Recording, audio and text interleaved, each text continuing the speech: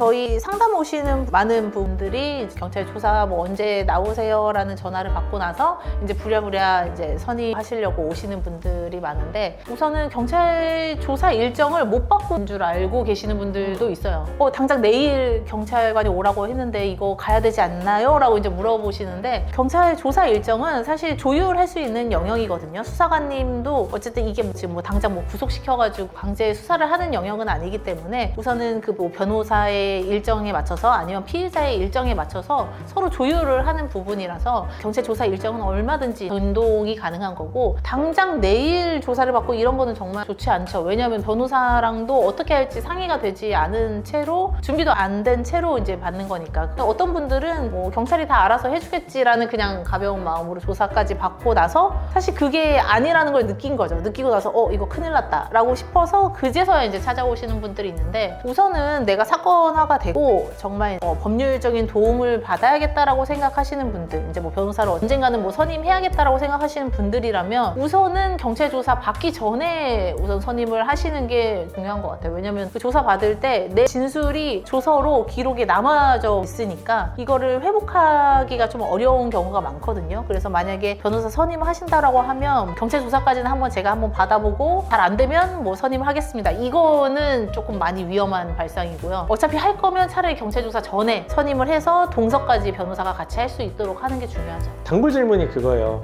제 사건에는 변호사를 선임하는 게 좋을까요? 물론 그 변호사는 형사사건 어떤 사건이든 당연히 선임하는 게 무조건 좋아요. 왜냐면은 변호사는 이 일을 업으로 하는 이제 전문가고 어떻게 대처해야 되고 이런 부분들을 잘 알기 때문에 도움을 받는 게 이제 중요해요. 근데 이제 문제가 뭐냐? 경제적인 부분을 고민을 안 할 수가 없죠.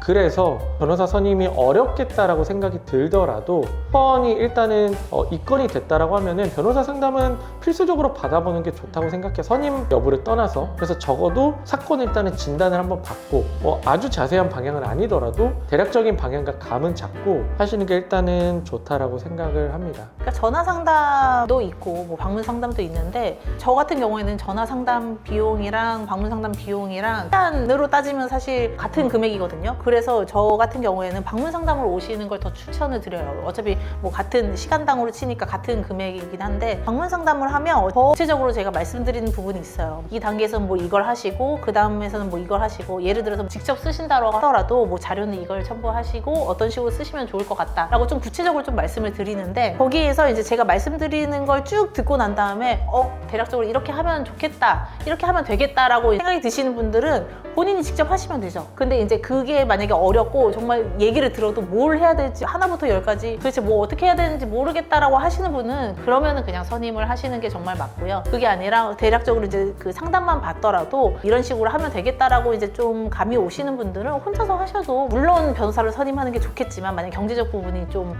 어렵다라고 하시는 분들은 이제 우선 상담을 받고 대략적인 방향을 세우신 다음에 그다음에 혼자서 진행하시는 것도 무방할 거라고 생각은 들어요. 또 저희가 아무래도 디지털 범죄 관련된 사건을 많이 하다 보니까 저희 사건 거의 대부분 필수적으로 들어가는 절차가 디지털 포렌식을 대부분 이제 진행을 해요. 근데 또 저희 사건에는 이제 압수수색 영장을 통해서 사건이 시작이 되는 경우가 많은데, 그때 이제 수사관분들이 이제 물어본단 말이에요. 포렌식 참여할지 말지. 그러면 압수수색 영장을 받고 그 다음에 저한테 연락 주시는 분 10분 중에 9분은 다 포렌식 참여를 안 한다라고 이제 체크를 하고 전화를 해요. 근데 포렌식은 반드시 참여를 해야 돼요. 포렌식 핸드폰이라는 거는 사실 나에 대한 어떤 총체예요. 그래서 그 포렌식을 하면은 정말 어디까지 나올지 모르고 어디까지 범죄 혐의가 잡힐지 포렌식 결과를 보지 않으면 알 수가 없어요. 그래서 포렌식 결과를 보지 않고 조사에 임하게 되면은 유도신문에도 당할 수밖에 없고 조사에 적절히 대응하기가 어려워요. 그래서 반드시 포렌식 절차에는 참여를 해야 됩니다. 왜 대부분 저도 물어보면 참여를 안 한다고 하느냐? 수사관분들이 그렇게 얘기하거든요. 참여할 필요 없어요. 이거 뭐 이제 시간만 너무 오래 걸리고 안 해도 다 안 하고 뭐 그냥 상관없어요. 저희가 뭐 적절히 할게요 라고 하는데, 반드시 참여해야 되고, 또 물어봐요. 저 이미 참여 안 한다고 했는데 전화해서 참여한다고 말씀하시면 됩니다.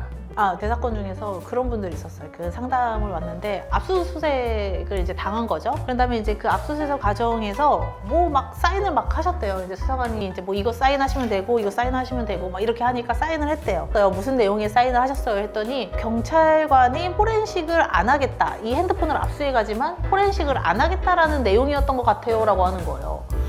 말이 안 되잖아. 말이 그럴 안 수는 되잖아. 없지. 그런 소리는 없지. 아니 포렌식을 어. 안 할 건데 왜 핸드폰을 압수해 가냐고. 내가 이걸 분석을 안 할 건데 핸드폰을 왜 압수해 가냐고. 저도 이제 말이 안 되는 것 같아서 이해가 안 돼서 그 사건 선임했으니까 나중에 이제 기록을 봤는데 그게 아니라 이 포렌식 과정에서 내가 참여를 안 하겠다라는 거에 설명을 한 거지. 그러니까 경찰관이 포렌식을 안 하겠다라고 설명을 들은 게 아니라 압수수색을 갑자기 당하잖아요. 갑자기 집에 있는데 누가 띵동하고 놀러 왔는데 경찰관이 뭐 내 핸드폰을 갑자기 뺏으러 오는 그런 상황이잖아. 너무 정신이 없는 상황에서 뭐 얘기를 들어도 이게 귀에 안 들어오는 거지. 그 당시에 거기 뭐 자녀분도 있고 뭐 부모님도 있고 다 많은 분들이 있었지만 경찰관의 얘기를 제대로 알아들은 사람이 한 명도 없었어. 그러니까 너무 그치. 정신없는 상황에서 뭔지도 모르고 뭐 사인 하나니까 그냥 사인을 하는 거죠. 근데 그거는 어쨌든 내가 참여를 안 하겠습니다라고 동의를 하더라도 나중에 이제 변호사 선임하고 나서 수사관님한테 저희는 보통 전화를 다시 해요. 저희 포렌식 참여 변호인이라도 하겠습니다라고 해서 저희는 가거든요.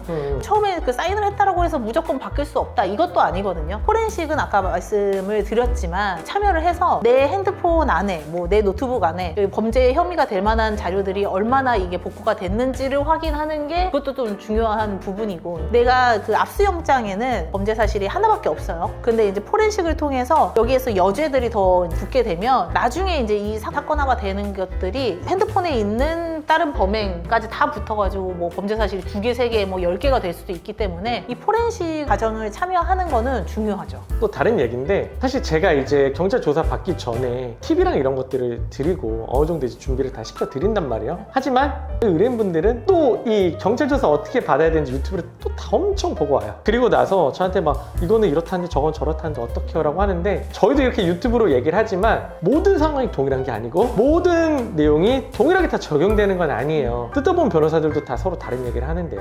그런 부분에 있어서는 본인이 이제 변호사를 선임했다라고 하면은 그분의 이제 말을 믿고 그분이 이제 진행하신 대로 잘 따르시면 되고 이게 정답이 있는 게 아니라 각자 변호사마다 노하우가 있단 말이에요. 그 노하우를 믿고 선임을 한 거잖아요. 그분의 이제 노하우대로 이제 잘 진행을 해주시면 될 것 같아요. 법률 상담 맨 처음에 받았을 때 한 분만 받지 마시고 다른 데 여러 군데 이제 받고 난 다음에 좀 대화를 하다 보면 감이 오실 거예요. 이 변호사가 이제 좀 더 나의 얘기를 더 잘 들어주는 것 같고 변호사가 말하는 그 방향이 내가 원래 추구하는 방향과 같다라고 하는 분들이 아마 여러 번 상담을 받아보면 그렇게 감이 오실 거예요. 변호사가 이제 앞으로 짜주는 방향이나 뭐 자료나 의견서나 이런 것들을 좀 믿고 가시는 게 중요하죠. 우선은 지금까지는 조사 받기 전의 상황에서의 팁인 거고 그럼 다음 영상에서는 조사 받을 때 딱 경찰서 가가지고 조사 받을 때는 뭐 어떻게 해야 된다 이런 팁들을 그 다음 영상에서 한번 준비를 해보겠습니다. 좋습니다. 네. 그때 어쩔 수 없이 제가 나를 기분 나쁘게 했어.